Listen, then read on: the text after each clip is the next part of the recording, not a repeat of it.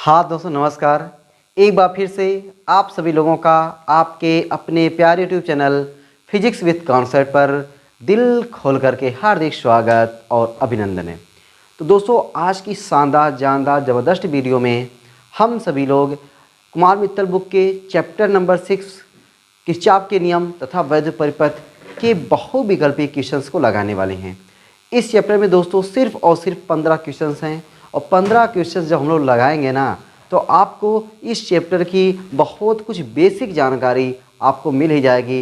Plus आपको ये भी जानकारी हो जाएगी कि हमें इस चैप्टर से किस टाइप के एक एक नंबर के क्वेश्चंस बनते हैं। तो निकाल लीजिए कॉपी और पेन, हो जाइए तैयार 15 के 15 क्वेश्चंस एक ही वीडियो में लगाने के लिए। दोस्तों क्वेश्चंस आपके सामने आएंगे, आपको डराने का प्रयास करेंगे, आपको डराएंगे, लेकिन आपको डरना एकदम नहीं है। जब तक वो क्वेश्चन को तोड़ेंगे नहीं तब तक क्वेश्चन को छोड़ेंगे नहीं। हर एक क्वेश्चन को दोस्तों लगाना है, हर एक क्वेश्चन को लगाने का एंजॉय लेना है। शुरू करते दोस्तों। पहला क्वेश्चन आपके सामने प्यारा सा क्वेश्चन देखो, क्वेश्चन आके कैसे मुस्कुरा रहा है। क्वेश्चन कह रहा है कि एक प्राथमिक सेल का विद्युत वाहक बल 2.4 वोल्ट है। जब इसे लघुपथित कर देते हैं तो यह 4 एम्पियर धारा देता है, इसका आंतरिक प्रतिरोध है। अब दोस्तों इस क्वेश्चन में जो टर्म आए हैं उस टर्म के बारे में भी थोड़ा बहुत बातें करेंगे, और ताकि हम लोग का थ्योरी भी कुछ इसी बहाने थोड़ा बहुत थ्योरी इम्प्रूव होती रहे। तो यहाँ पे लिखा हुआ है कोई सेल है, तो दोस्तों पहले प्राथमिक सेल लिखा हुआ है। तो सबसे पहले आपको मैं बता दूँ सेल क्या होता है। क्वेश्चन नंबर 1 है आपका सेल। सेल दोस्तों एक ऐसी डिवाइस है, एक ऐसी युक्ति है जो क्या करती है, रासायनिक ऊर्जा को वैद्युत ऊर्जा में परिवर्तित करने का काम करती है। तो सेल क्या है, एक ऐसी युक्ति है जो रासायनिक ऊर्जा को क्या करती है, ये रासायनिक ऊर्जा को विद्युत ऊर्जा में कन्वर्ट करती है। ठीक ना, विद्युत ऊर्जा में कन्वर्ट करती है। और ये सेल कितनी टाइप का होता है, सेल दोस्तों दो टाइप का होता है। एक होता है अपना प्राथमिक सेल, पहला अपना होता है प्राथमिक सेल और दूसरा अपना होता है द्वितीयक सेल। तो सेल कितने प्रकार के हो गए, 2 प्रकार के। कौन कौन से, एक प्राथमिक सेल और एक द्वितीयक सेल। प्राथमिक सेल दोस्तों वे सेल होते हैं जिसका आप लोग सिर्फ एक बार यूज करो और दोबारा आप इसको यूज नहीं कर सकते। जैसे बहुत सारी आपकी पेन आती है, लिखो फेंको, यानी लिख कर फेंक दो, खत्म हो गई फेंक दो, उसको स्याही भराने कभी जाते हो। अब तो दोस्तों हम लोग क्या हो गया कि जो स्याही भराने वाली आती है ना उसमें भी हम लोग स्याही नहीं भराते हैं, फेंक देते हैं, बस खत्म हुआ जाए भाड़ में। लेकिन पहले क्या होता था, हम लोग ऐसा नहीं करते थे। पहले रिफ़िल ख़त्म हो गई तो उसको एक रिफ़िल आता था स्याही वाला, उसको हम लोग डलवाते थे। तो सेम ऐसे दोस्तों यहाँ भी है। जैसे मोबाइल की एक बार बैटरी, मान चलो कि मोबाइल आपकी स्विच ऑफ हो गई। जब मोबाइल स्विच ऑफ हो गई, बैटरी आपकी ख़त्म हो गई, तो क्या आप बैटरी निकाल के तुम्हें फेंक देते हो, जाते दूसरी बैटरी? नहीं, हम लोग चार्जिंग पे लगाते हैं, देखते हैं फिर बैटरी अपनी चार्ज होने लगती है। लेकिन दोस्तों वही घड़ी हो गया, आपका घड़ी हो गया, आपका मैं बताऊँ वो कोई रेडियो हो गया, रिमोट की घड़ी हो गया, रिमोट की बैटरी हो गई। इन सब की जो बैटरी होती है, घड़ी की बैटरी, रिमोट की बैटरी, रेडियो की बैटरी, इन सब की बैटरी जो होती है एक बार ख़राब हो गई, क्या हम लोग दोबारा उसको चार्ज कर पाते हैं? नहीं कर पाते। यानी एक बार ख़राब होगी तो ख़राब हो, इसको फेंको। तो इसका एक ही बार यूज किया जाता है। जबकि द्वितीयक सेल वे सेल होती हैं जिसको हम लोग डिस्चार्ज जब हो जाता है फिर उसको हम लोग दोबारा चार्ज कर सकते हैं। तो कहने का मतलब है दोस्तों यहाँ पर ये कि प्राथमिक सेल को हम लोग दोबारा चार्ज कर सकते हैं। नो, गलत बोला मैंने। प्राथमिक सेल को हम लोग दोबारा चार्ज नहीं कर सकते, जबकि द्वितीयक सेल को हम लोग दोबारा चार्ज कर सकते हैं। ठीक ना, चलो ये बात आगे थोड़ा बहुत सेल के बारे में। सेल एक ऐसी युक्ति है जो रासायनिक ऊर्जा को विद्युत ऊर्जा में कन्वर्ट करती है। सेल अपने 2 प्रकार के होते हैं, एक होता है प्राथमिक सेल और एक होता है द्वितीयक सेल। प्राथमिक सेल वे सेल होते हैं जिसे आप दोबारा चार्ज नहीं कर सकते हैं, द्वितीयक सेल वे सेल होते हैं जिसे आप दोबारा चार्ज कर सकते हैं। अब दोस्तों प्राथमिक सेल और द्वितीयक सेल के एग्जाम्पल ये आपको कमेंट बॉक्स में बताना है कि प्राथमिक सेल और द्वितीयक सेल के एग्जाम्पल क्या क्या होते हैं। ठीक है ना, चलो आगे देखो। विद्युत वाहक बल लिखा हुआ है, विद्युत वाहक बल। अब दोस्तों विद्युत वाहक बल देखो, समझो जरा परिभाषा क्या होता है। नाम से ऐसा लग रहा है कि ये कोई बल है, नाम से ऐसा लग रहा है ये कोई बल है, लेकिन ये कोई बल और नहीं होता है, ये प्रकार का वोल्टेज होता है। और वोल्टेज क्या होता है दोस्तों, यहाँ पे इसका फार्मूला से परिभाषा याद रखेंगे, E=W/Q0। एकांक परीक्षण आवेश को वैद्युत परिपथ के एक बिंदु से दूसरे बिंदु तक लेकर आने में जो कार्य किया जाता है वही क्या कहलाता है, आपका विद्युत वाहक बल कहलाता है। एकांक परीक्षण आवेश को एक बिंदु से दूसरे बिंदु तक ले जाने में किया गया कार्य ही क्या कहलाता है, उसका विद्युत वाहक बल कहलाता है, नहीं उस सेल का विद्युत वाहक बल कहलाता है। और दोस्तों आप अपना आसानी समझ सकते हो, कोई नया सेल मार्केट से लेकर आओ, कोई नया सेल मार्केट से लेकर आओ, जो सेल मार्केट से लेकर आते हैं हम लोग, उस सेल का हमने कोई यूज नहीं किया। जब कोई यूज नहीं किए हो तो उसका जो वोल्टेज होता है वही वोल्टेज क्या कहलाता है, विद्युत वाहक बल कहलाता है। मतलब नया सेल, उसका हमने कोई यूज नहीं किया, तब उस सेल का जो वोल्टेज है वही क्या है, विद्युत वाहक बल है। अगर दोस्तों हमने उस सेल का जरा सा भी यूज कर लिया तो अब जो वोल्टेज हुआ उसको हम लोग क्या बोलते हैं, पोटेंशियल बोलते हैं, विभवांतर बोलते हैं, और सिंबल हो जाता है वी। तो ये ई और वी के बारे में कहानी समझ में आई। ई कब होता है, जब सेल का कोई यूज नहीं होता है। वी तब होता है जब सेल का यूज कर लिया जाता है, तो वी हो जाता है, ठीक ना। और क्वेश्चन में क्या दिया है, एक लघुपथित। लघुपथित करने का मतलब है दोस्तों कि वहाँ पे जो आपका बाह्य प्रतिरोध है, बाह्य प्रतिरोध को जीरो बना देना या शॉर्ट सर्किट कर देना, यानी कनेक्शन हटा देना, यानी जो बाह्य प्रतिरोध है उस बाह्य प्रतिरोध में कोई धारा जाने वाला नहीं है, ठीक ना। ये बात हो गई। उसके बाद लघुपथित कर देते हैं, 4 एम्पीयर की धारा है, इसका आंतरिक प्रतिरोध। एक वर्ड है आंतरिक प्रतिरोध। आंतरिक प्रतिरोध दोस्तों क्या है, देखो जो सेल होता है, आंतरिक प्रतिरोध जो सेल होता है, सेल का घोल, ठीक ना। जैसे सेल का घोल होता है दोस्तों, मान चलो कि यहाँ पे ये कोई आपका जार हो गया, यानी कोई बर्तन हो गया, इसमें हम लोग 2 प्लेटें, धातु की 2 प्लेटों को डालते हैं, और इस लिक्विड के अंदर एक ऐसी कला होती है कि इस पर एक पर देता है धन आवेश और दूसरे पर दे देता है ऋण आवेश। अब इन दोनों को हम लोग, अगर दोनों सेलों को किसी वायर से जोड़ करके हम लोग बल्ब को जलाएंगे ना, तो बल्ब में करंट जाने लगेगा। इस तरीके से रासायनिक ऊर्जा विद्युत ऊर्जा में कन्वर्ट होती है। ये रासायनिक ऊर्जा विद्युत ऊर्जा में कन्वर्ट हो गई। तो ये जो सेल का घोल है, ये जो सेल का घोल है, ये घोल विद्युत धारा के मार्ग में कुछ ना कुछ अवरोध उत्पन्न करता है। ये जो सेल का घोल है, ये घोल विद्युत धारा के मार्ग में कुछ ना कुछ अवरोध उत्पन्न करता है। ये जो अवरोध उत्पन्न करता है वही क्या कहलाता है, सेल का आंतरिक प्रतिरोध। यानी सेल के अंदर वाले विद्युत धारा के मार्ग में जो अवरोध उत्पन्न करें वह है आंतरिक प्रतिरोध, और बाहर वाले जो प्रतिरोध उत्पन्न करें वह है प्रतिरोध। वाह, मज़ा आ गया ना। अब दोस्तों ये सेल का आंतरिक प्रतिरोध किस चीज़ पर डिपेंड करता है और किस चीज़ पर डिपेंड नहीं करता है, ये 1 नंबर का क्वेश्चन इंपॉर्टेंट बन जाता है, ठीक ना। तो अब ये 1 नंबर का क्वेश्चन इंपॉर्टेंट बन जाता है। तो सेल का आंतरिक प्रतिरोध डिपेंड करता है इन दोनों सेलों के बीच की दूरी कितना है, दूरी पर डिपेंड करता है। दूरी मान लो, मैं मान ले रहा हूँ, यहाँ पे डी मान सकते हैं। प्लेटों के बीच की दूरी पर डिपेंड करता है। कितना प्लेट डूबा हुआ है उस पर डिपेंड करता है। प्लेटों के नेचर पर डिपेंड करता है, और इस जो घोल है, घोल के टेम्परेचर पर डिपेंड करता है। 4 चीज़ों पर डिपेंड किया। क्या क्या, एक कितना प्लेट डूबा हुआ है उसके क्षेत्रफल पर, कितना प्लेटों के बीच की दूरी है दूरी पर, तीसरा मैंने बताया ये प्लेट का नेचर है, प्लेट के नेचर पर, चौथा मैंने बताया ये सेल का जो घोल है उस घोल की सांद्रता पर, और उसके टेम्परेचर पर डिपेंड करता है, इसका टेम्परेचर कितना है, ठीक है ना। तो इन सब बातों पर ये सेल का आंतरिक प्रतिरोध डिपेंड करता है। तो मैंने 4 चीज़ें बता दिया, एक सेल बताया, सेल के बाद विद्युत वाहक बल बताया, फिर आंतरिक प्रतिरोध बताया। सब कुछ चीज़ें आपको इस क्वेश्चन में लिखा हुआ था, तभी मैंने आपको बताया। अब आते भाई हम लोग क्वेश्चन लगाते हैं, ठीक है। अब क्वेश्चन लगाते हैं। अब इतना मोटा मोटा आपको थोड़ा बहुत जानकारी मिल गया ना कि हाँ ये चीज़ें हैं और ये ऐसे है वैसे है, ठीक है। अब आते हैं इस क्वेश्चन को करते हैं और क्वेश्चन करने का मजा लेते हैं भाई, ठीक है। अब देखो तो क्वेश्चन में जो दिया हुआ था, एक सेल का विद्युत वाहक बल, तो विद्युत वाहक बल क्या दिया है, कैपिटल ई दिया है। तो आपको कैपिटल ई दिया है, विद्युत वाहक बल दिया है, कितना दिया है, 2.4 वोल्ट, 2.4 वोल्ट विद्युत वाहक बल ई दिया हुआ है। जब इसे लघुपथित कर देते हैं, जब इसे लघुपथित करेंगे तो जो बाह्य प्रतिरोध है, बाह्य प्रतिरोध में कोई धारा नहीं जाएगा, तो R = 0, यानी बाह्य प्रतिरोध हटा दिया गया, बाह्य प्रतिरोध को काउंट ही नहीं किया जाएगा, ठीक ना। बाह्य प्रतिरोध 0 हो गया, तो यह 4 एम्पियर धारा देता है। तो जो सेल है वह सेल 4 एम्पियर का धारा देता है। I = क्या है, 4 एम्पियर, ठीक है। तो इसका आंतरिक प्रतिरोध क्या होगा, आंतरिक प्रतिरोध r पूछ रहा है दोस्तों। ये फार्मूला होता है, फार्मूला आपको देखो ऐसे मैं लिख रहा हूँ पहले formula, I = capital E/R + r। अब ये फार्मूला आप इसको नए तरीके से मत याद करना चाहो, एकदम पुराने तरीके से जो आपने कभी ऐसे याद किया था, I = V/R।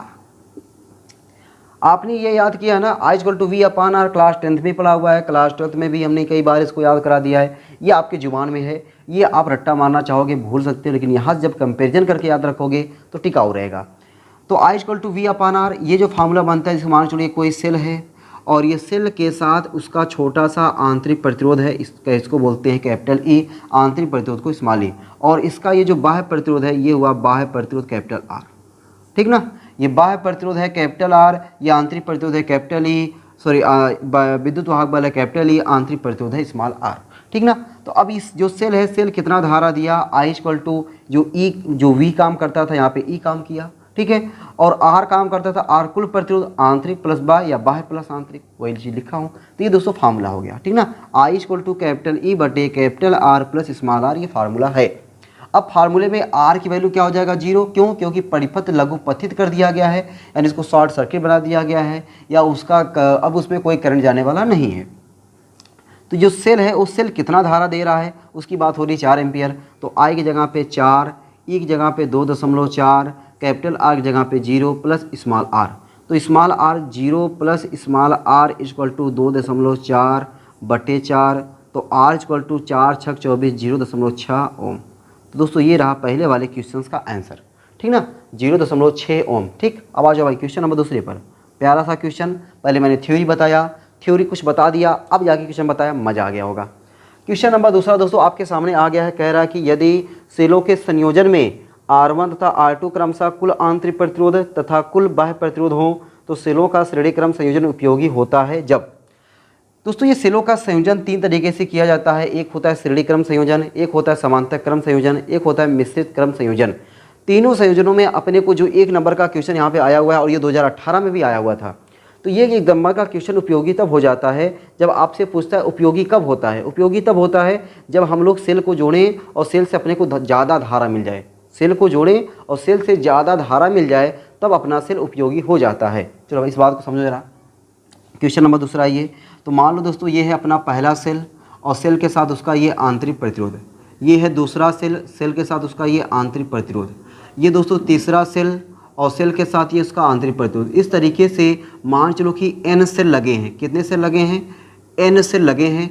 सभी सेलों का विद्युत वाहक बल E है, सभी सेलों का विद्युत वाहक बल क्या है, E है। सभी सेलों का आंतरिक प्रतिरोध स्मॉल r है। तब दोस्तों यहाँ पे कुल विद्युत वाहक बल कितना हो जाएगा, Ne, कुल आंतरिक प्रतिरोध कितना हो जाएगा, Nr, और इसी के साथ एक जुड़ा होगा बाह्य प्रतिरोध जुड़ा होगा, और बाह्य प्रतिरोध का सिंबल ये मैं कुछ ऐसे बना दे रहा हूँ, और बाह्य प्रतिरोध को मैंने लिख दिया कैपिटल R। तो I का फार्मूला क्या होता है, E अपान R, तो E की जगह पे Ne, R की जगह पे Nr प्लस R। ये जो फार्मूला मैंने लिखा ना वही इस फार्मूले से कंपेरिजन करके बनाया, I इक्वल टू Ne बटे Nr प्लस R। अब दोस्तों यहाँ पे अगर मान लो यदि Nr is very greater than capital R हो तब I इक्वल टू क्या हो जाएगा, Ne अपान Nr, N से कैंसिल, E बटा R।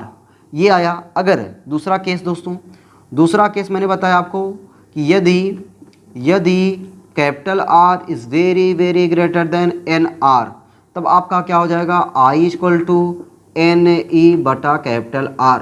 तो यहाँ पे दोस्तों आप क्या देख रहे हो कि जो एक सेल से धारा मिलती है, तो अगर हम n सेल लगा देते हैं तो उसका n गुना हो जाता है। यहाँ पे क्या दिखा रहा है, हमने n सेल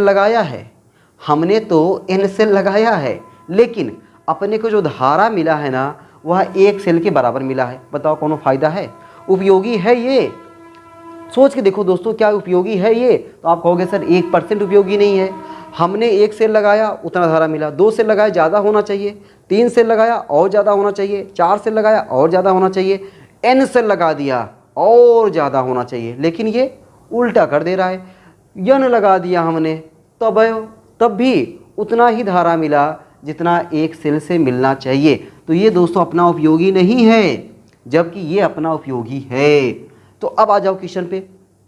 क्वेश्चन वाला जो हमने यहाँ पे Nr लिखा हुआ है, कैपिटल R लिखा हुआ है, उसी का ये नाम चेंज किया हुआ है। देखो क्या नाम चेंज किया है।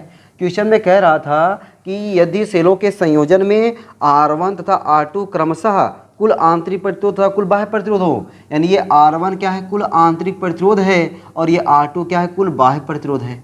ठीक ना, कुल बाह्य प्रतिरोध है। अब बताओ अपना क्या होना चाहिए, बाह्य प्रतिरोध बड़ा होना चाहिए, यानी ये R2 बड़ा होना चाहिए और R1 छोटा होना चाहिए। देख लो ये R की जगह आप क्या लिखोगे R2 और इसके ऐसे यानी R जगह आप क्या लिखोगे R1, तो ये R2 is very very greater than, या इसमें एक बार ग्रेटर देन लिखा है, मैंने बहुत बार ग्रेटर देन लिखा है, तो ये आपका आंसर सही हो जाना चाहिए कि R2 is greater than R1। ठीक ना, ये ऑप्शन जो दोस्तों लिखा हुआ है वही ऑप्शन आपका सही है। तो क्वेश्चन नंबर दूसरा का ऑप्शन नंबर बी आपका राइट आंसर है। मज़ा आ गया ना, मज़ा आ गया इस बात को समझने में। बस दोस्तों इसका इसी तरीके से आपका यूज रहता है, बस कोई फार्मूला आपको नहीं मैंने याद कराया, मैंने यही याद कराया कि I इक्वल टू होता है V बाई आर से कंपेरिजन कराया, कब उपयोगी होता है ये मैंने आपको समझाया। अब आ जाओ भाई क्वेश्चन नंबर तीसरे पे।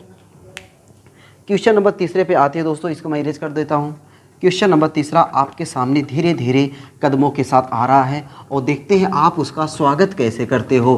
क्या उससे आप डरते हो या फिर उसको आप छोड़ते नहीं हो, ये आप पे डिपेंड करता है। क्वेश्चन नंबर तीसरा आपके सामने, एक सेल का विद्युत वाहक बल कैपिटल E वोल्ट है, जब इसे लघुपथित कर देते हैं तो इसका टर्मिनल वोल्टेज है।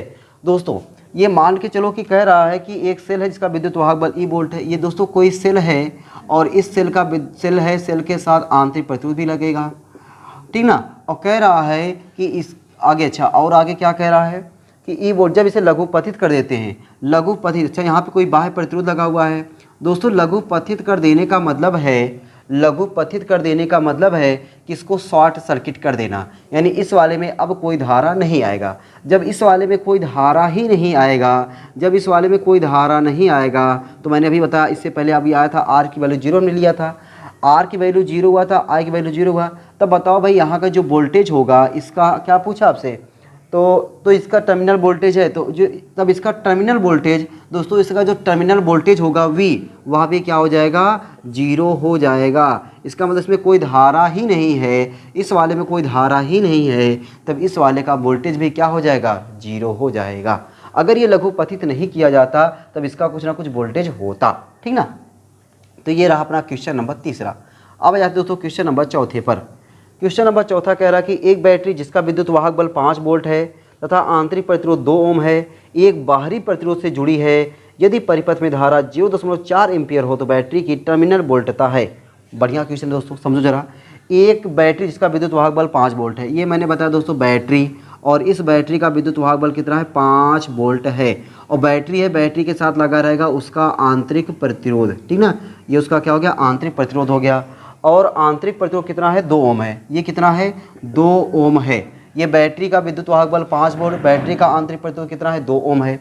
आगे दोस्तों कह रहा है एक बाहरी प्रतिरोध R से जुड़ी है, और ये बैटरी एक बाह्य प्रतिरोध कैपिटल R से, बाहरी प्रतिरोध कैपिटल R से जुड़ी हुई है, ठीक ना, कैपिटल R से जुड़ी हुई है। यदि परिपथ में 4 एम्पियर धारा है, परिपथ में कितनी धारा है, यहाँ जो धारा आ रही है वह कितनी धारा है 4 एम्पियर धारा है, ठीक ना, एक बाहरी प्रतिरोध से जुड़ी है। यदि परिपथ में धारा 4 एम्पियर है तो बैटरी की टर्मिनल वोल्टता, इस बैटरी की टर्मिनल वोल्टता दोस्तों बोले तो V।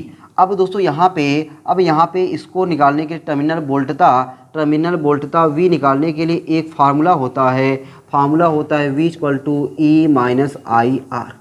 अब देखो अपने को कैपिटल R दिया भी नहीं है, कैपिटल R अपने को क्वेश्चन में दिया भी नहीं है, और कैपिटल R अपने को ज़रूरत भी नहीं है। क्या मज़ा आ गया ना। ये फिगर में कैपिटल R आ रहा है, फिगर में कैपिटल R आ रहा है, लेकिन फार्मूले में अपने को कैपिटल R की कोई ज़रूरत ही नहीं है दोस्तों, कोई ज़रूरत ही नहीं है। तो आप यहाँ पे कैपिटल R की ज़रूरत नहीं तो हटाओ उसको, V अपने को चाहिए, और E कितना दिया हुआ है 5 माइनस I कितना दिया हुआ है 4, और R की वैल्यू 2। तो दोस्तों ये हो जाएगा 2 है कि भाई 0.2 है यार, ये आपका 2, अच्छा ये R ये दिया है 0.4 दिया है, ये है 0.4, ठीक ना। तो ये आपका क्या हो जाएगा 0.4 इंटू 2, तो V इक्वल टू 5 माइनस 4 दूनी 8, 0.8। तो दोस्तों इसको घटा दोगे तो V की वैल्यू क्या आ जाएगा, 5 में से घटाओगे तो 4.8, सही भाई 4.2 होगा ना, 4 दूनी 8, 4.2 हो जाएगा, 4.2 वोल्ट, ठीक ना। तो आंसर क्या आ गया 4.2 वोल्ट, ये आपका आंसर आ गया, ठीक है भाई। चलो तो दोस्तों ये क्वेश्चन मज़ा आया। कि भाई फिगर बना करके आपको समझाने का पूरा प्रयास कर रहा हूँ कि ये इसको बोलेंगे सेल या बैटरी, ये है इसका आंतरिक प्रतिरोध, ये बाह्य प्रतिरोध से जुड़ा है। टर्मिनल वोल्टता का formula V = E - IR, E की वैल्यू दिया है 5, I की वैल्यू 0.4, R की वैल्यू 2, गुणा कर दो, अपना आंसर सामने खटाखट आंसर आ जा रहा है।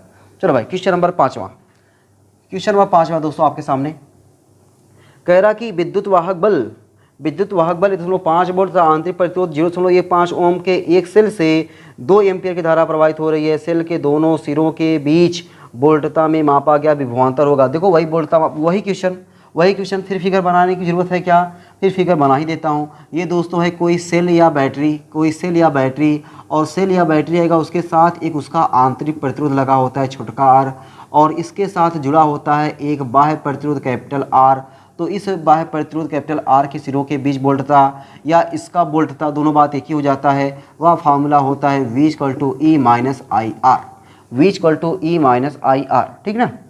तो V = E - IR में आपको E कितना दिया हुआ है? 1.5 वोल्ट। V निकालना है 1.5 माइनस I कितना दिया हुआ है? GI 2 ampere 2। R की वैल्यू क्या दिया हुआ है? 0.15 ओम, 0.15 गुणा कर दो भाई। V = 1.5 माइनस 15 दूनी 30 लिखो, 2 अंक पे दशमलव लगाओ, वाह गजब। V = घटाने आना चाहिए भाई आपको, 1.5 दशमलव के नीचे दशमलव लिखो, तब जाके गिनती लिखो, यहाँ 0 बढ़ा दो, 0.5 में से 3 गया 2.1, 1.20 वोल्ट।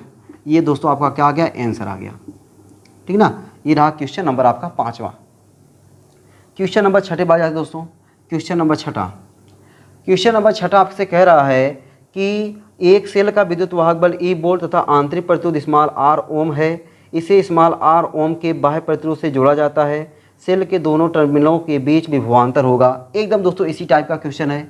कह रहा कोई सेल है और सेल का विद्युत वाहक बल क्या है? कैपिटल E है, और आंतरिक प्रतिरोध r है, और जो बाह्य प्रतिरोध जोड़ा गया है और उस बाह्य प्रतिरोध का प्रतिरोध क्या है? r के बराबर है। तब बताओ इसका वोल्टता कितना होगा? वोल्टता V = E - IR। V निकालना है, E की जगह पे E ही रहेगा, ठीक ना। E की जगह पे क्या रहेगा? E रहेगा minus IR। Oh my God, अब अपने को I निकालना पड़ेगा भाई। अब यहाँ पे दोस्तों अपने को क्या करना पड़ेगा? पहले I निकालना पड़ेगा। क्या? सेल के दोनों टर्मिनलों के बीच टर्मिनल वोल्टता पूछ रहा है IR। तो पहले हम लोग I निकाल लेते हैं, क्योंकि I के टर्म में तो निकालेगा नहीं। तो I का फार्मूला होता है I = कैपिटल E बटे कैपिटल R प्लस r। ये फार्मूला होता है। इससे पहले फार्मूला मैंने लिखा था, पहले वाले क्वेश्चन में फार्मूला मैंने लिखा था, ठीक। I = कैपिटल E जगह पे कैपिटल R लिखो, कैपिटल R जगह पे r प्लस r। तो I = क्या हो जाएगा? E/2R। तो I जगह मैं क्या लिख दूँ? E/2R इंटू R बेचारे चल बसे। तो अपने को V = क्या मिला? तो V = दोस्तों मिला E - E/2। एक में से आधा गया आधा, तो V = क्या हो गया? E/2। तो दोस्तों E/2 जो ऑप्शन है वही ऑप्शन क्या है? आपका सॉल्यूशन है। जो आपका E/2 दिया हुआ है वही क्या आपका आंसर है, ठीक ना। चलो भाई अब आ जाए दोस्तों अपने अगले वाले क्वेश्चन पर। क्वेश्चन नंबर 7 दोस्तों आपके सामने आ गया है। और क्वेश्चन नंबर 7 देखो जरा कितना बढ़िया क्वेश्चन है, प्यारा सा क्वेश्चन है। किरचॉफ का धारा नियम किसके संरक्षण के परिणाम स्वरूप है? दोस्तों किरचॉफ के 2 नियम हैं। किरचॉफ के कितने नियम हैं? 2 नियम हैं। एक होता है धारा या संधि का नियम, पहले वाले नियम को लोग क्या बोलते हैं? धारा या संधि का नियम। जबकि दूसरा वाला जो नियम होता है उसको हम लोग क्या बोलते हैं? वोल्टता का नियम या पास का नियम। उसके दोस्तों कई सारे नाम होते हैं। वोल्टता का नियम होता है, पास का नियम होता है, लूप का नियम होता है। तो ये सारे नियम होते हैं। तो वो वाला अपना है, ठीक ना। तो अब हम लोग आते हैं अपने पहले वाले क्वेश्चन पर। जो अपना पहला वाला क्वेश्चन यहाँ पे कह रहा है कि किरचॉफ का धारा नियम। तो किरचॉफ का दोस्तों पहले हम लोग समझते हैं किरचॉफ के नियम को थोड़ा डिटेल्स में यहाँ पे समझा दूँ, ताकि आगे अभी ज़रूरत पड़ेगी तो वहाँ पे हम लोग उसको बढ़िया से कर सकें। अभी तक दोस्तों 6 क्वेश्चन हमने देखा। उम्मीद करता हूँ कि 6 क्वेश्चन आपको बढ़िया तरीके से समझ में आ गया होगा। थोड़ा इसको खाना पाना दे देना। अब ये थोड़ा सा अब चल नहीं रहा, देखो थोड़ा सा धुंधला दिख रहा है ना, मज़ा नहीं आ रहा है ना। चलो अब थोड़ा मज़ा आना चाहिए, लेकिन देखिए चलो वायरस कर दूँ मैं। क्वेश्चन नंबर 6 तक हो गया है। क्वेश्चन नंबर 7 को लगाने से पहले थोड़ा सा हम लोग किरचॉफ के नियम के बारे में थोड़ा बढ़िया से समझते हैं, ठीक ना। अभी अभी किरचॉफ के नियम पे अपने को सवाल मिलने वाले हैं। तो किरचॉफ के नियम, तो किरचॉफ एक साइंटिस्ट का नाम है और किरचॉफ ने जो अपना नियम दिया हुआ है वह जटिल परिपथ में धारा का मान या प्रतिरोध का मान निकालने के लिए। कोई जटिल परिपथ है जिसमें हम लोग ये समझ ना पाएँ कौन सा श्रेणी क्रम है, कौन सा समांतर क्रम है, ऐसे परिपथ को दोस्तों हम लोग बोलते हैं जटिल परिपथ। और जटिल परिपथ में धारा का मान ज्ञात करने के लिए किरचॉफ ने 2 नियम दिया है। दोस्तों पहला जो नियम होता है उससे हम लोग बोलते हैं संधि का नियम, ठीक ना, संधि का नियम, या इसी हम लोग बोलते हैं धारा का नियम। और उसको शॉर्ट फॉर्म में लिखते हैं हम लोग KCL, Kirchhoff current law. Kirchhoff current law क्या कहता है दोस्तों, उसको याद करने का तरीका होता है समेसन I = 0। किसी भी संधि पर मिलने वाली समस्त धाराओं का बीजगणितीय योग 0 होता है। किसी भी संधि पर मिलने वाली समस्त धाराओं का बीजगणितीय योग 0 होता है। ये नियम है दोस्तों। अब इस नियम को जब हम लोग लगाते हैं, मान लो मैंने ये संधि बना दिया, बन जा, चलो भाई ये मैंने संधि बना दिया। यहाँ पे दोस्तों मैंने लगा दिया I1, यहाँ पे मैंने लगा दिया I2, यहाँ मैंने लगा दिया I3, यहाँ मैंने लगा दिया I4, यहाँ मैंने लगा दिया I5। अब जब हम लोग इस नियम को लगाते हैं तो नियम लगाने का कुछ तौर तरीका होता है, कुछ वसूल होते हैं, कुछ उसके कानून कायदे होते हैं। अब कानून कायदे वसूल इसके यहाँ पे क्या है जरा देखते हैं। कानून कायदे नियम दोस्तों यहाँ पे ये हैं कि अगर जो भी धारा संधि की तरफ जाएगा, दोस्तों संधि की तरफ जाएगा, उसका चिन्ह होगा धनात्मक। जरूरी नहीं कि धनात्मक लो, मैं धनात्मक ले रहा हूँ। जो धारा संधि की तरफ जाएगा धनात्मक में, जो धारा संधि से दूर जाएगा ऋणात्मक में। ये I1 I2 संधि की ओर जा रही हैं, इसका चिन्ह मुझे लेना पड़ेगा पॉजिटिव। और I1 I2 संधि से दूर जा रही हैं, माइनस में, I3 माइनस में, I4 माइनस में, I5 माइनस में, और सभी धाराओं का बीजगणितीय योग 0 होता है। ठीक, तो दोस्तों यहाँ से I1 + I2 = क्या हो जाएगा, I3 + I4 + I5। ठीक ना, ये हो गया। तो आप क्या देख रहे हो, आप यहाँ से देखो, ये देख रहे हो कि जितना धारा संधि पर गया उतना ही धारा संधि से दूर गया। जितना धारा संधि पर गया उतना ही धारा संधि से दूर गया। इसका मतलब दोस्तों ये हुआ कि संधि की ओर जाने वाली धाराओं का योग संधि से दूर जाने वाली धाराओं के योग के बराबर होता है।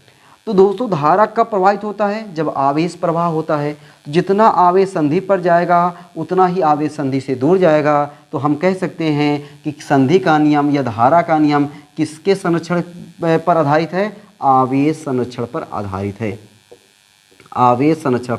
है। ठीक ना, पहली बात समझ में आ गई। किरचॉफ का जो दूसरा नियम होता है दोस्तों, दूसरा नियम होता है वोल्टता का नियम या पास का नियम। अब वोल्टता का नियम या पास का नियम ये क्या कहता है, वोल्टता का नियम या पास का नियम कहता है कि समेसन IR = समेसन E। किसी भी संधि के किसी बंद पास समझो, जिसे मान चलो मैंने यहाँ पे एक सेल बनाया, सेल के साथ उसका एक प्रतिरोध ले लिया, ये दूसरा सेल बनाया, सेल के साथ भी उसका मैंने प्रतिरोध ले लिया, और एक यहाँ पे केवल मैंने प्रतिरोध बना दिया। ये मैंने दोस्तों पूरा एक क्या बना दिया, बंद पास, पूरा एक बंद पास है। ठीक है, पूरा एक सर्किट हो गया कह सकते हो, ये पूरा सर्किट है। ठीक ना, ये क्या है, सर्किट है। इस सर्किट में कितने बंद पास हैं, एक ये बंद पास है, दूसरा ये बंद पास है, 2 बंद पास है। तो एक बंद पास की बात करता है ये। किसी बंद पास के विभिन्न खंडों में, पूरा बंद पास विभिन्न खंडों में बहने वाली धाराओं और संगत प्रतिरोधों के गुणा का बीजगणितीय योग उस पास में लगने वाले विद्युत वाहक बलों के बीजगणितीय योग के बराबर होता है।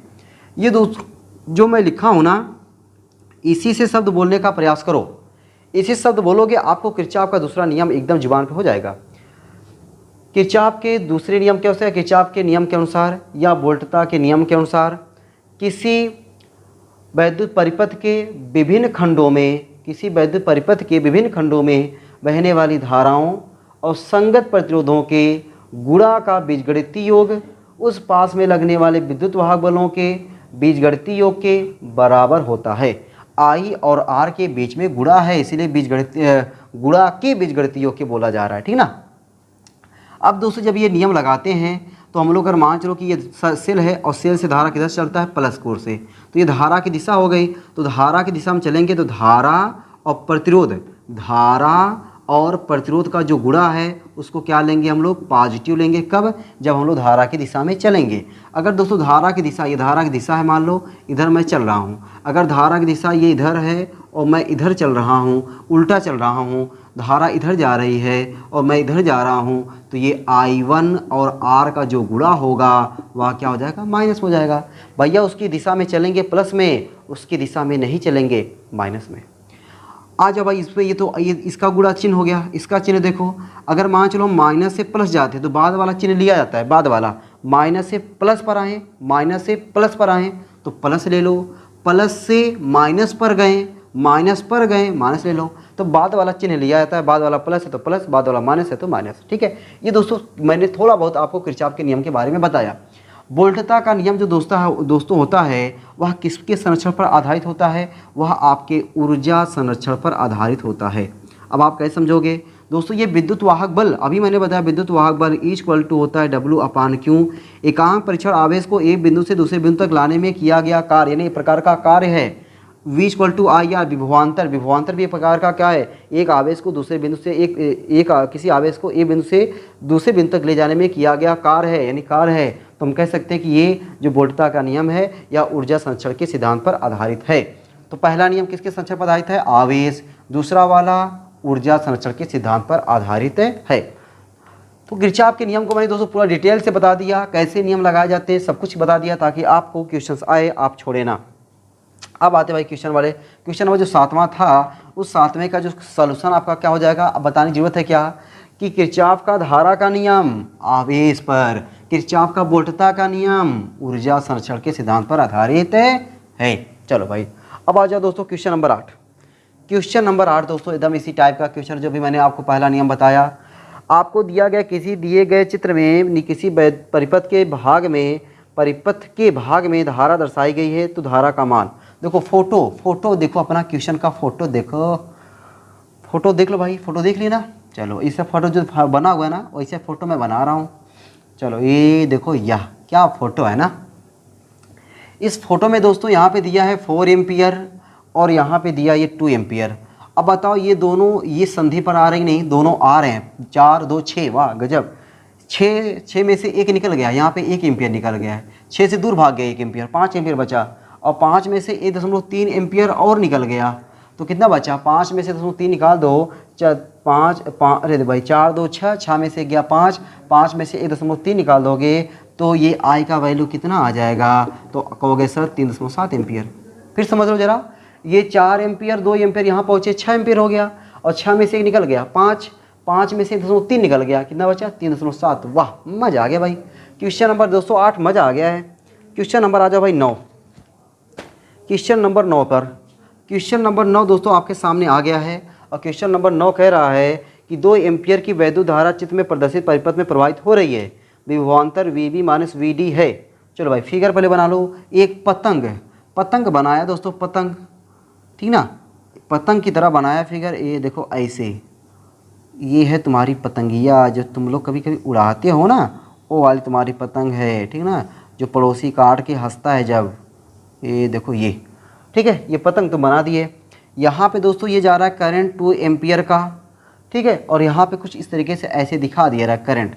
अच्छा, यहाँ पे लिखा हुआ है A, यहाँ पर B, यहाँ पर C और यहाँ पर D। और क्या क्या दिया है, ये दिया है 2 ओम, ये दिया है 3 ओम, और ये दिया है 4 ओम, और ये आपका दिया हुआ है 6 ओम। ये है दोस्तों, चलो ठीक ना। अब बताओ ज़रा, यहाँ से करंट जा रहा है, जो करंट इसमें जाएगा वही करंट इसमें भी जाएगा, मजा है कि नहीं। जो करंट इसमें जाएगा वही करंट इसमें भी जाएगा, एकदम बात सही है। अच्छा, जो करंट इसमें जाएगा वही करंट इसमें भी जाएगा। इसका मतलब हुआ दोस्तों ये 2 ओम और ये 3 ओम श्रेणी क्रम में हैं, और ये 4 ओम और ये 6 ओम ये भी श्रेणी क्रम में हैं। तो ये 2 और 3 5, 4 और 6 10, तो तो ये 5 और ये 10 ये भी आपस में समांतर क्रम हो जाएंगे। तुम बोलने वाले थे श्रेणी क्रम में ना, मुझे पता है, लेकिन दोस्तों ये क्या हो जाएंगे, ये 5 और ये 10 समांतर क्रम में। फोटो देखो जरा इसका, फोटो देखो, देखो भाई ये वाला आपका हो जाएगा आपका 5 एम्पियर और ये वाला आपका हो जाएगा 10 एम्पियर, ठीक ना। ये हुआ आपका 5 एम्पियर, ये वाला आपका हुआ 10 एम्पियर। और यहाँ से जो करंट आ रहा है, यहाँ से जो करंट आ रहा है ये करंट है 2 एम्पियर का। अब 2 एम्पियर करंट आ रहा है तो यहाँ पे कुछ और जाएगा, यहाँ पे कुछ और जाएगा, लेकिन कितना कितना जाएगा ये पता नहीं है। तो मान लो इसमें जा रहा है I1, इसमें जा रहा है I1, तो इसमें कितना जाएगा, 2 I1 जाएगा, है ना भाई, 2 I1 जाएगा। अगर ये दोस्तों दोनों समांतर क्रम में हैं तो दोनों समांतर क्रम में हैं तो दोनों का विभवांतर समान होगा, दोनों का विभवांतर का होगा समान होगा। और विभवांतर का फार्मूला होता है V = IR, V = IR, यानी इसका IR इसका IR सेम होगा। तो 5 ओम का IR क्या हो जाएगा, I1 × 5, और इसका IR क्या हो जाएगा, I का काम कर रहा है 2 I1 और R का काम कर रहा है 10 ओम। तो 5 के 5, 5 दूनी 10, तो I1 = 2 का गुणा कर दो, 2 दूना 4 -2 I1, I1 को इधर भेज दो, 2 और 1 3, 3 I1 = 4, तो I1 = क्या हो जाएगा, 4/3 एम्पियर, ये I1 आ गया। अच्छा I2 अगर निकालना हो तो आपको पता है सिंस I1 + I2 = 2 एम्पियर, तो अपने को I2 चाहिए, तो I2 = क्या हो जाएगा, 2 I1, I1 वैल्यू 4/3, 3 दूना 6, 6 में से 4 गया 2, 2/3 एम्पियर, ये क्या आ गया आपका I2 आ गया, ठीक ना, I2 आ गया। आपको जो विभवांतर पूछा है दोस्तों, वह विभवांतर कहाँ पूछा हुआ है, B और D, यानी VB - VD, ये पूछा हुआ था ना आपसे, VB - VD। तो VB - VD पूछा तो आप V से देखो, मैं ऐसे लिख दे रहा हूँ यहाँ से, VB - VD = VBC plus VCD, वाह भाई। तो इतना = VBC। इसमें धारा कितना है, धारा है दोस्तों I1 धारा है, प्रतिरोध कितना है 3, ये हो गया, प्लस लगाओ। इसमें धारा की दिशा देखो, हम यहाँ पे I1 यहाँ से, अब मतलब आपका ये पूरा बंद पास हो जाएगा ना, तो यहाँ से ये, अब यहाँ जब हम आएंगे, यहाँ पे आएंगे, हम आ रहे इधर से, धारा आ रही इधर से, धारा के उल्टा दिशा में। जब धारा के उल्टा दिशा में जाएंगे तो धारा को माइनस ले लेंगे, या फिर माइनस में ले लो, तो माइनस में I1, यहाँ पे I2 हो जाए ना, I2 × R की जगह पे 6, ठीक है। तो ये आपका विभवांतर निकल आएगा, VB - VD 3 I1 की जगह पे 4/3 प्लस माइनस I2 जगह पे 2/3 × 6, 3 1 के 3, 3 दूनी 6, 3 3 से कैंसिल, तो 4 - 4 कितना आया, 0। दोस्तों ये आपका आंसर क्या आ गया, 0, ठीक ना। तो इस तरीके से दोस्तों ये क्वेश्चन नंबर हो गया आपका 9वां, ठीक है। अब हम लोग आ जाते हैं क्वेश्चन नंबर 10वें की ओर, ठीक है। क्वेश्चन नंबर 9 तक हुए, उम्मीद है भाई आपको 9वां वाला क्वेश्चन समझ में आ गया होगा। कोई दिक्कत नहीं है दोस्तों, 9वें वाले क्वेश्चन में मैंने आपको ये फिगर बनाया, फिगर वही बनाया मैंने अपनी तरफ से, कोई फिगर वगैरह थोड़ी दिया हूँ। ये फिगर कौन सा फिगर है, ये फिगर वही वाला है जो क्वेश्चन वाला फिगर है, ठीक ना। उसके बाद मैंने आपको बताया यहाँ किस तरीके से धारा दिशा में चलेंगे तो प्लस में, और धारा के विपरीत दिशा में चलेंगे तो माइनस में, बस, और मैंने कुछ नहीं बताया।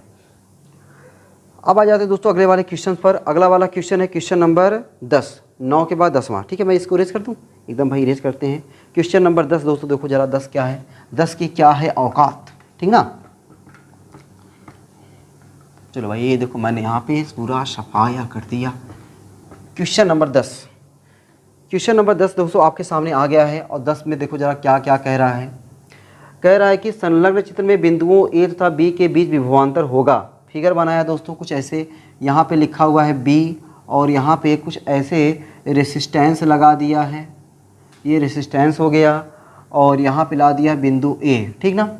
और यहाँ पे भी एक रेसिस्टेंस लगा दिया है A ऐसे, उसके बाद इसको अर्थ से कनेक्ट कर दिया है।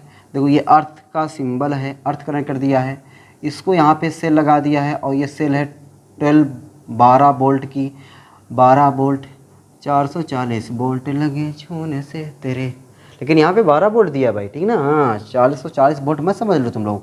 ये है 4 ओम दोस्तों, ये 12 वोल्ट, और ये कितना दिया है, ये R है, और यहाँ पे ऐसे करंट दिखा रहा है 1 एम्पियर की, ठीक ना। तो पूछ रहा है बिंदुओं A तथा B के बीच विभवांतर होगा, A और B, A B यहाँ पे A और B के बीच का विभवांतर पूछ रहा है। अब दोस्तों ज़रा देखो, ये और ये दोनों अर्थ से कनेक्ट हैं, दोनों अर्थ से कनेक्ट है, ये भी अर्थ से कनेक्ट है, ये भी अर्थ से कनेक्ट है। अब मैं इस फिगर को कुछ इस तरीके से बनाता हूँ, झक्कास ज़बरदस्त। देखो ज़रा, ए ऐचे ऐचे ऐचे ऐचे ऐचे या, और देखो ये यहाँ पे ऐसे मैंने कनेक्ट कर दिया और ऐसे लगा दिया, फिर यहाँ पे मैंने लगा दिए तुम्हारा सेल जो है ये ऐसे, और बता दिया भाई देखो ये दोनों हमारे अर्थ से कनेक्ट हैं, ठीक ना। ऐसे फिगर बना दिया। अब ये दोस्तों एक आपका क्लोज लूप बन गया। अब यहाँ पे आप किरचॉफ के दूसरे नियम को आप अप्लाई कर सकते हो, ठीक ना। तो धारा की दिशा किधर होगी, प्लस से शुरू होती है यहाँ पे, और देखो यहाँ दिया भी है, ये धारा दिशा दिया भी है, और वही होता है प्लस से शुरू होता है। मान लो धारा दिशा है, ऐसे हम लोग चल भी रहे हैं, ठीक ना। अच्छा यहाँ पे ये कितना दिया है, 4 ओम दिया है, 4 ओम, और यहाँ पे ये R दिया हुआ है, और ये 12 वोल्ट दिया हुआ है। तो किरचॉफ का नियम जब हम लोग लगाएंगे, किरचॉफ का नियम भी मैंने क्या बताया, sigma I R equal to sigma E.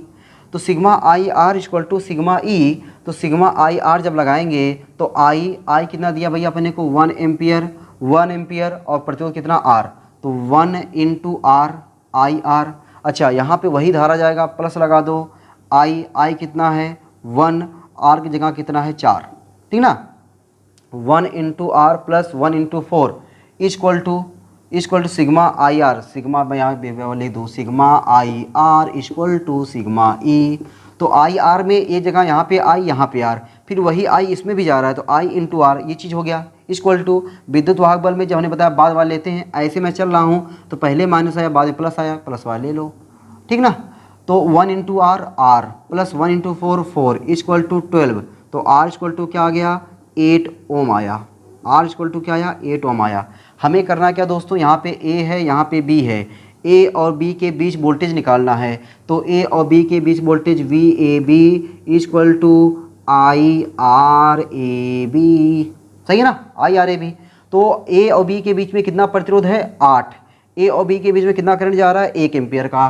तो V A B equal to I की जगह पे आप कितना रखोगे, 1, आर ए बी जगह पे 8, तो ये आ जाएगा 8 वोल्ट। कितना आ जाएगा, 8 वोल्ट। ये आपका क्या आ गया, वोल्टेज आ गया, ठीक ना दोस्तों। ये रहा क्वेश्चन नंबर आपका, ये रहा क्वेश्चन नंबर आपका 10, ठीक ना, ये 10 हो गया। अब आ जाओ क्वेश्चन नंबर 11 पे, क्वेश्चन नंबर 11 पाते दोस्तों, ठीक ना। तो मैं क्या करूँ, इसको इरेज कर दूँ क्या, इरेज कर दूँ क्या, चलो भाई इरेज कर देता हूँ यार, ठीक ना, कर दे रहा हूँ। क्वेश्चन समझ में आ गया ना, बहुत टफ क्वेश्चन नहीं है, एकदम नहीं टफ यार। किरचॉफ के नियम को कैसे लगा दिया गया ये आप समझ रहे हो। क्वेश्चन नंबर 11, एक विभवमापी के तार की प्रतिरोधकता 40 × 8 ओम मीटर तथा अनुप्रस्थ काट का क्षेत्रफल 8 × 6 मीटर स्क्वायर है। इसमें 0.2 एम्पियर की धारा प्रवाहित होती है। तार की विभव प्रवणता वोल्ट पर मीटर में है। दोस्तों विभव प्रवणता का सिंबल मान लो, हमने मान लिया विभव प्रवणता। क्वेश्चन नंबर 11, विभव प्रवणता दोस्तों के इक्वल टू होता है V/L, ये फॉर्मूला होता है। अब अगर V नहीं दिया है, क्या V दिया अपने को, नहीं दिया है। अच्छा अब V इक्वल टू होता है IR, चलो IR में चेंज कर दिया, IR/L, क्या R दिया है, ओ माय गॉड R भी नहीं दिया, गजब यार गजब। K equal to I/L, R का फार्मूला होता है ρL/A। अब बताओ दिया है क्या, अब दोस्तों सब मिल जाएगा। L छटका दो, L छटका दिए, क्या मिला, I ρ/A। I की वैल्यू रख दो, I की वैल्यू क्या दिया है, I की वैल्यू दिया 0.2 एम्पियर। अरे रो कितना दिया है, 40 × 10⁻8, 40 × 10⁻8 अपान A, एरिया 8 × 10⁻6, 8 × 10⁻6, 8 के 8, 8 पंचे 40, 5 दूनी 10, 1 हो गया, -6 ऊपर जाएगा +6, 8 में 6 गया 2, 10⁻2, 10⁻2 को दोस्तों क्या लिखोगे, 0.01 और विभव प्रवणता, ठीक ना। ये भाई दोस्तों आपका क्या है 0.01, ठीक ना, वोल्ट पर मीटर। देखो आप ऑप्शन में नहीं लिखा, लिखा है आंसर में, मतलब क्वेश्चन में कह दिया था वोल्ट पर मीटर में है, तो 0.01 वोल्ट पर मीटर, ठीक भाई। अब जाते क्वेश्चन नंबर 12। क्वेश्चन नंबर 12 दोस्तों, अब क्वेश्चन नंबर 12 देखो आपको क्या कह रहा है कि 5 मीटर लंबे तथा 5 ओम प्रतिरोध वाले विभवमापी के तार में 2 मिली एम्पियर की धारा प्रवाहित हो रही है। विभवमापी की विभव प्रवणता है। विभव प्रवणता के इक्वल टू क्या होता है, फार्मूला V/L। क्या V दिया है, ना बाबा ना, तो V इक्वल टू क्या होता है, IR/L। क्या I दिया है, I दिया कि नहीं भाई, 5 मीटर लंबे था 5 ओम, चलो भाई 5 ओम दिया है, और तार में 2 मिली एम्पियर 2 × 10⁻³ एम्पियर। आर कितना दिया, 5 ओम, लंबाई कितना दिया है, 5 मीटर 5 मीटर, ठीक भाई, 5 बेचारे बर्बाद हो गए। के इक्वल टू कितना आ गया, 2 × 10⁻³ वोल्ट पर मीटर, 2 × 10⁻³ वोल्ट पर मीटर। ये दोस्तों आपका आंसर हो गया। क्वेश्चन नंबर 13 में आपसे कह रहा है कि एक मानक सेल का विद्युत वाहक बल विभवमापी के 150 सेंटीमीटर की लंबाई पर संतुलित होता है। जब इस सेल को 2 ओम के प्रतिरोध से शंट कर दिया जाता है तो संतुलित बिंदु 100 सेंटीमीटर लंबाई पर मिलता है। सेल के आंतरिक प्रतिरोध का मान होगा। फिर से बार क्वेश्चन पढ़ता हूँ, क्वेश्चन में क्या क्या गिवन है उसको लिखते चलो। क्वेश्चन की हाइट पे मत आया करो कि सर क्वेश्चन इतना बड़ा दिया है, मैं पढ़ रहा हूँ, मेरे देख करके दिमाग खराब हो जा रहा है, ऐसा कुछ नहीं करना है, ठीक है ना। क्वेश्चन में पढ़ो, क्वेश्चन पढ़ने के बाद देखो क्या क्या दिया है, फिर फार्मूले के बारे में सोचते हैं। पहले क्वेश्चन पढ़ते एक बार और। एक मानक सेल का विद्युत वाहक बल विभवमापी के 150 सेंटीमीटर की लंबाई पर संतुलित होता है। यानी L1 जो आपको दिया है, L1 150 सेंटीमीटर की दूरी पर आपका विभव संतुलित पाया जाता है। जब इस सेल को 2 ओम के प्रतिरोध से शंट कर दिया जाता है तो 2 ओम का प्रतिरोध R इक्वल टू क्या दिया है, 2 ओम के प्रतिरोध से शंट कर दिया जाता है तो संतुलित बिंदु 100 सेंटीमीटर लंबाई पर मिलता है। यानी जो L2 होता है वह L2 दोस्तों आपको 100 सेंटीमीटर की लंबाई पर मिलता है। सेल के आंतरिक प्रतिरोध का मान होगा। अब बताइए, अब दोस्तों यहाँ पे सवाल उठता है कि फार्मूला आपको कौन सा लगेगा। तो दोस्तों फार्मूला जो यहाँ पे होता है small r equal to capital R L1/L2-1, ये फार्मूला होता है, ठीक है ना। ये दोस्तों फार्मूला है, अगर फार्मूला याद है ठीक है, नहीं याद है कोई बात नहीं, आप भाड़ में गए, ठीक है ना, आप यहाँ पे भाड़ में चले जाओगे तो फार्मूला दोस्तों यहाँ पे याद हो रहे तो बहुत अच्छी बात है। तो स्मॉल r आंतरिक प्रतिरोध पूछ रहा है, स्मॉल r, कैपिटल R की वैल्यू क्या दिया है 2, L1 की वैल्यू कितना दिया है 150, L2 कितना दिया हुआ है 100 -1, 0 से कट गया 1.5 -1, तो यहाँ से small r equal to capital R की value 2, 1.5 -1, small r equal to 2 × 1.5 में से 1 जाएगा 0.5, 5 दूनी 10, r इक्वल टू क्या आ जाएगा 1 ओम। कितना आ गया भाई, आंतरिक प्रतिरोध का मान कितना आ गया, 1 ओम आ गया, ठीक ना। चलो भाई क्वेश्चन नंबर 13 हो गया। 14 वाले क्वेश्चन नंबर 14 पाते हैं। इरेज कर भाई, इरेज कर देना, चलो कर देते हैं यार, ठीक है, इरेज कर दिए। और आते हैं क्वेश्चन नंबर 14 पर और देखते हैं क्वेश्चन नंबर 14 क्या है आज का। विभवमापी के दोनों सिरों के बीच एक निश्चित विभवांतर है। 2 सेलें श्रेणी क्रम में इस प्रकार जोड़ी जाती हैं कि एक व्यवस्था में दोनों एक प्रकार की सहायता करती है तथा दूसरी व्यवस्था में एक दूसरे का विरोध करती है। वाह भाई वाह। इस संयोजनों का संतुलन विभवमापी तार पर क्रमशः 120 सेंटीमीटर तथा 60 सेंटीमीटर की लंबाइयों पर होता है। दोनों सेलों के विद्युत वाहक बलों में अनुपात है। चलो भाई ये क्वेश्चन अपना, ठीक ना। अब इस क्वेश्चन में आपसे कह रहा है कि विभवमापी के दोनों सिरों के बीच एक निश्चित विभवांतर है। दोनों सेलें श्रेणी क्रम में भाई, जब 2 सेलें श्रेणी क्रम में जुड़ी जाती हैं तो अब ये अगर उनका सेम जाएगा, जैसे देखो ये पहला सेल हो गया और ये आपका मान लो दूसरा सेल हो गया, तो ये देखो दोनों एक ही डायरेक्शन में है तो जुड़ जाएंगे, अलग अलग डायरेक्शन में रहेंगे। यानी आपको ऐसे मैं कर दूँ, ऐसे अब कर दूँ, घट जाएंगे, ठीक ना। तो ये क्या होगा, श्रेणी क्रम में तो है लेकिन इनका डायरेक्शन अपोज, मतलब ये अपोज करेंगे और वो सहायता करती, इसका मतलब ये हुआ दोस्तों, ठीक ना। सहायता करने का मतलब जब माइनस प्लस दोनों साथ साथ मिलेंगे सहायता करेंगे, अलग अलग मिलेंगे तो अपोज करेंगे। एक दूसरे की सहायता करती हैं, इसका मतलब जो उनका ई होगा वह ई इक्वल टू क्या होगा, E1 + E2 होगा, मतलब दोनों जुड़ने वाला होगा, सहायता करेंगे, ठीक ना। जब सहायता करती है तब दूसरी व्यवस्था में एक दूसरे का विरोध करती हैं। जब विरोध करती हैं तब अच्छा मान लो इसको ई डैश मान लो, ई डबल डैश क्या हो जाएगा, जब विरोध करेंगी तो E1 - E2 हो जाएगा। आगे कह रहा है इन संयोजन का संतुलन विभवमापी तार पर क्रमशः 120 सेंटीमीटर पर, ये कितने पर मिलता है, 120 सेंटीमीटर पर मिलता है, और ये कितने पर मिलता है, 60 सेंटीमीटर पर मिलता है। दोनों सेलों के विद्युत वाहक बलों में अनुपात है। तो अब ये जो जो जब सहायता की तो ये विद्युत वाहक बल, जब विरोध की तो ये विद्युत वाहक बल, इनका क्या करना है आपको, अनुपात निकाल लेना है। तो ई डैज अपान ई डबल डैज इक्वल टू, इसकी वैल्यू क्या है 120 और इसकी वैल्यू क्या है 60, 0 0 6 के 6 6 दूनी 12, तो ई डैज अपान ई डबल डैज इक्वल टू 1:2। अब दोस्तों आप सोचोगे रे सर इतना आसान क्वेश्चन था क्या, भाई मैंने उल्टा काट दिया क्या। यहाँ पे ऑप्शन जो है यहाँ पे 3:1 दे रहा है, मैंने कुछ गलत कर दिया क्या। 60 दूना 120,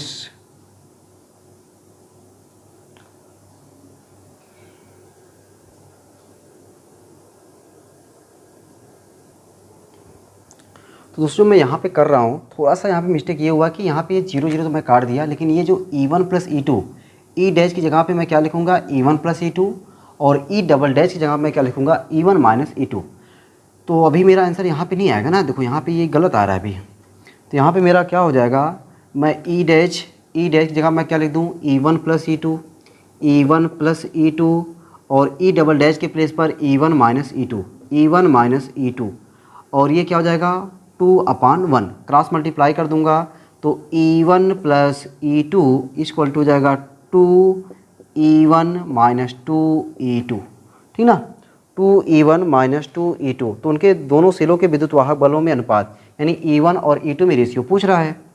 तो E1 एक साइड E2 एक साइड कर लो, E1 इधर है 2E1 इधर है, 2E1 इधर भेज दो तो 2 और 1 3E2 हो जाएगा, और ये 2 है इधर ये प्लस हो जाएगा माइनस, तो ये E1 हो जाएगा। तो E1 रेशियो E2 अपने से पूछ रहा है, तो E1 रेशियो E2 जब निकालेंगे तो 3:1 आ जाएगा, ठीक ना, ये आंसर आपका सही है। तो हमने क्या इक्विवेलेंट का नहीं पूछा हुआ, दोनों सेलों के विद्युत वाहक बलों का अनुपात पूछा हुआ है। तो पहला सेल का विद्युत वाहक बल क्या है E1 है, दूसरे सेल का विद्युत वाहक बल क्या है E2 है। तो यही E1 और E2 आपसे पूछ रहा था, E1 और E2 आपसे पूछ रहा था, ठीक है। चलो भाई अब आ गया क्वेश्चन नंबर 15 पर। ये दोस्तों क्वेश्चन नंबर था आपका 14, अब ये क्वेश्चन नंबर आपका 15। क्वेश्चन नंबर 15 कह रहा है विभवमापी के प्रयोग में दो सेलों के विद्युत वाहक बल E1 तथा E2 हैं, इन्हें श्रेणी क्रम में जोड़कर विभवमापी के तार में अविच्छेद बिंदु 58 सेंटीमीटर प्राप्त होता है।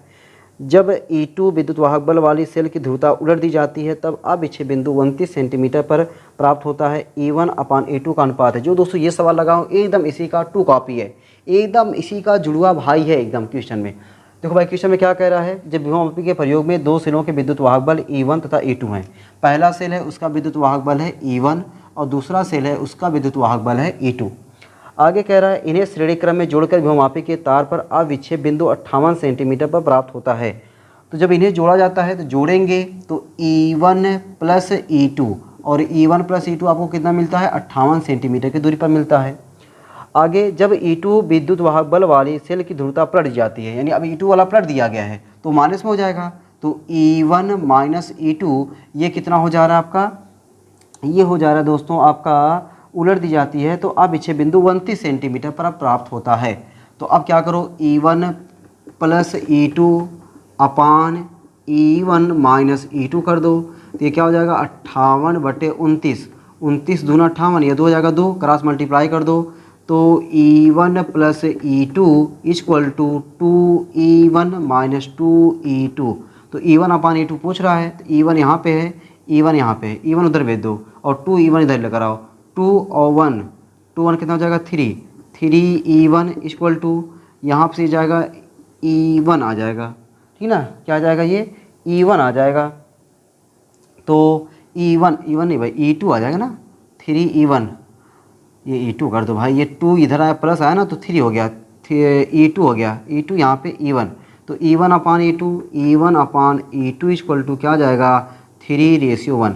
तो जो आंसर वहाँ और वही आंसर यहाँ, गजब क्या बात है भाई, दोनों में आंसर सेम है ना, 3:1, 3:1, ठीक ना।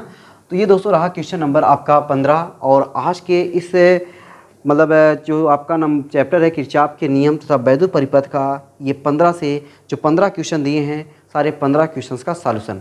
तो आपने देखा दोस्तों विभवमापी के सारे 5-6 क्वेश्चन थे, बाकी किरचॉफ के नियम के 1-2 क्वेश्चन थे, और इसमें है क्या एक सीनों के संयोजन पे क्वेश्चन था, बहुत ज़्यादा क्वेश्चन नहीं थे।